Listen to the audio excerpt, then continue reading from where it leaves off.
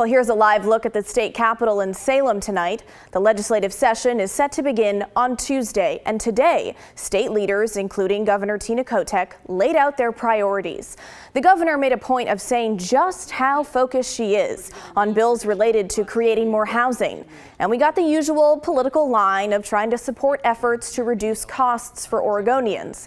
But overall, she wants everyone to remember why lawmakers are there in the first place. We have people who are living outside. We have people who can't afford their homes. We have people who need mental health and addiction treatment. And our schools just have to do a better job for our kids. So I'm going to keep bringing it back to why we're here and try to keep the legislature focused on those top priorities. So no surprise, both parties are focused on the hot button topics like building more housing, addressing homelessness and mental health, funding Oregon's transportation system, and education. This year, the Democrats have a supermajority in both the House and Senate, which means, in theory, Democrats could increase taxes or pass new taxes without a single Republican vote. Will Democrats do that? We'll see, but the option is there.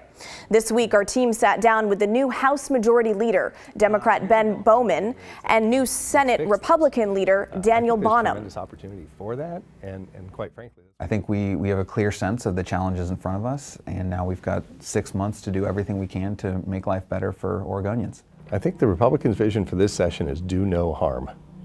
Can this government come together during this legislative session, review policies that we put forward, find out whether or not the things we've told agencies to do had a positive impact? Okay, let's start with the issues of housing and homelessness.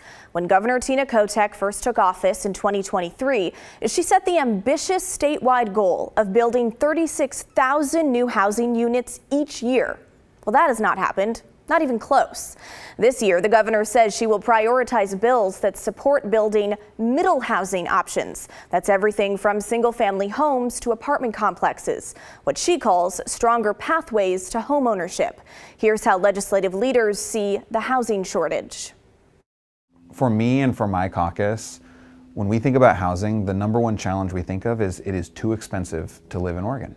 People can't afford their rents. They can't afford to buy a home. My generation, millennials, are buying homes at much later in their life than their parents were. So we need to make housing more affordable in this state.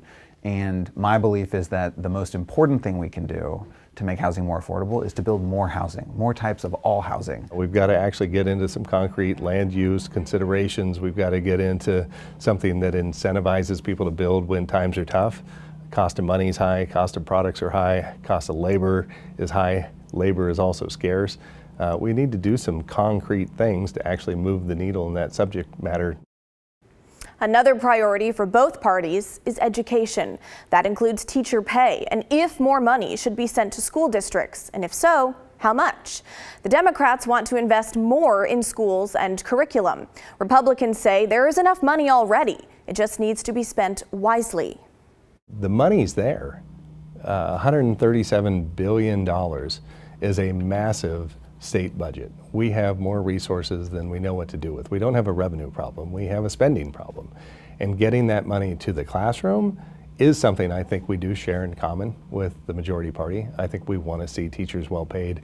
I think we want to see schools well funded. We need to invest more in schools, but we also need to produce better outcomes. And I'm excited about some of the work we did in the last legislative session. You probably remember the Early Literacy Success Initiative, where we invested almost $200 million in targeted instruction based on what we know, based on research, evidence-based practices are actually going to lead to better reading retention and reading skill development for kids. So those kinds of initiatives where we're investing in proven strategies that are research-based, I think are really promising for the state. Now, the next big issue that we've been telling you about for months now is transportation funding. We're expecting a massive funding package to come out of this session.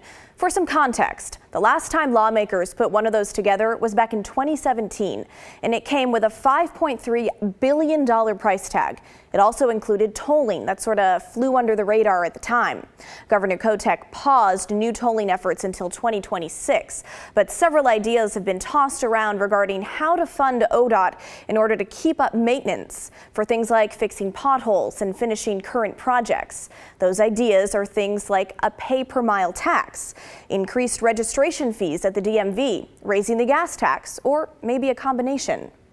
My constituents do remember the 2017 package, believe it or not. Like, people are like, hey, yeah, you just told us you solved this problem 7 years ago. You added a 10-cent fuel charge. You added a employment tax that was going to a statewide transit fund. So what were the things that you promised me last time, and did I get them? Is the Rose Quarter fixed? Is the Abernathy Bridge resolved? I'm still getting stuck in Wilsonville. The roundabout coming out of Crooked River Ranch into Terrebonne never got built. Like, people are saying, I thought I already paid for this stuff, and now you're coming back and you're asking for a 50% increase to a state agency budget. That's insane. It is critical that we pass a transportation package this session. It is really, really important, and here's why. If we don't pass a transportation package, a lot of your viewers, I'm sure, are driving on roads with potholes, with really bad congestion, that makes it take a lot longer for them to get to work or drop their kids off at school. If we don't pass a transportation package, those problems will get worse. And that transportation funding package is where the Democrats' supermajority could play a major role. Let's break this down for you. Take a look. Remember, in order to raise current taxes or create a new one, lawmakers need a 3/5 majority vote. Democrats have exactly that in both chambers, 18 in the 30-person Senate and 36 in the 60-person House, meaning if they can get all Democrats in both chambers to vote for a new or increased tax, it won't matter what Republicans do. And that brings us to a tool in the toolbox, if you will, that both Republicans and Democrats have used in the Oregon Legislature over the past few decades. That's walkouts. Who can forget the 2023 session, a 6-week walkout by Senate Republicans, the longest in Oregon history and second longest in U.S. history. Measure 113 that was passed by voters in 2022 was supposed to discourage walkouts by disqualifying those with 10 or more unexcused absences from holding office again after their current terms. But some lawmakers sacrificed their state political careers instead. Oregon is one of 4 states where, in order to do any state business, 2/3 of lawmakers must be present for what's called a quorum. And even though Democrats have a supermajority, 3/5 in each chamber, they do not have a quorum by themselves, which requires 2/3. Aren't fractions fun here? In the Senate, Democrats would need 2 Republicans to be there for a quorum. And in the House, Democrats would need 4. So even with Measure 113 hanging over their heads, will Republicans resort to another walkout this time around? But I don't think we can commit to removing any tool from what's available to us through the Constitution. We fully recognize there's a consequence now if we choose to utilize that mechanism for accountability, but we certainly wouldn't cross it off the list of things that are available to us. I'm hopeful that there won't be walkouts this session. Obviously, it takes 2 to tango, and that means my side, the Democrats, need to work with Republicans, and it also means the Republicans need to show up and work with Democrats.